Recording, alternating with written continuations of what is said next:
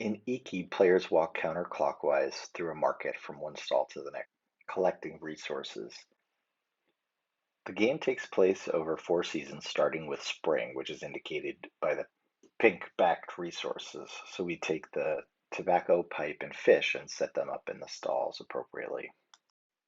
There are three types of meeples in Iki. The one that you see standing here with the hat is called the Ikizama meeple.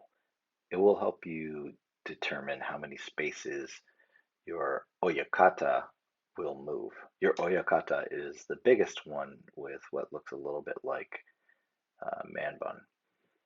The other meeples, the kobun, there's four of them, and those represent the Edo citizens you employ. You put those on your player board next to your Ikizama meeple. Place the Oyakata meeple on the board and it will be the character that we play that we move around the stalls. But before we do that, we need to pick our starting cards. Everyone takes one starting card and places it in one of the corners of the board.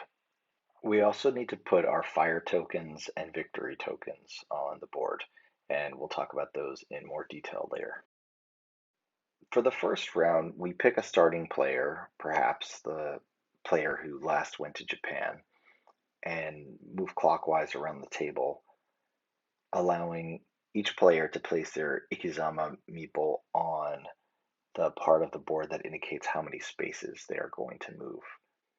In all rounds going forward after this, the firefighting track will be used to determine the order of the players.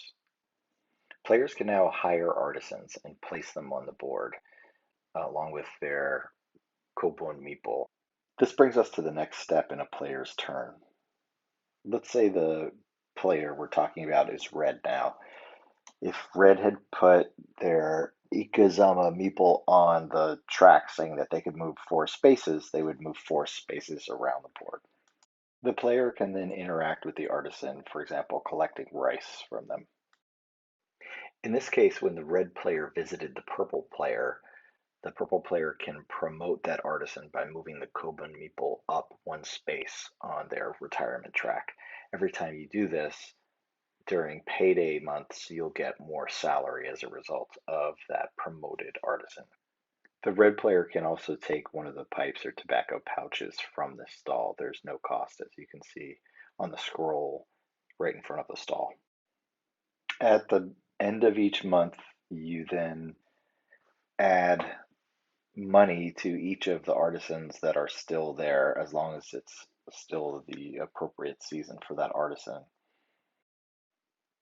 Each month, you continue to add artisans during that season, and when the season's over, there are some new actions that you need to take as a result, one of which is to clear out the artisans for the prior season and prepare the artisans for the upcoming season. Every 3 months, you collect a salary based on how far on the promotion track your artisans are. You also get victory points based on a harmony bonus based on the number of similar artisans that are in the same set of stalls, which can be either one of the 4 sets of stalls or the 4 corner stalls in the center of the market, which counts as its own group. In this example, because there are 2 artisans, you do get a bonus, and each one is worth 2. So 2 times 2 is 4, so you get 4 victory points. You also need to make sure you have enough rice for all of your active artisans, or they starve to death and you need to remove them from the board. In addition, there are other months where fires can break out. We can go over these rules together. Honestly, I'm just not as familiar with them.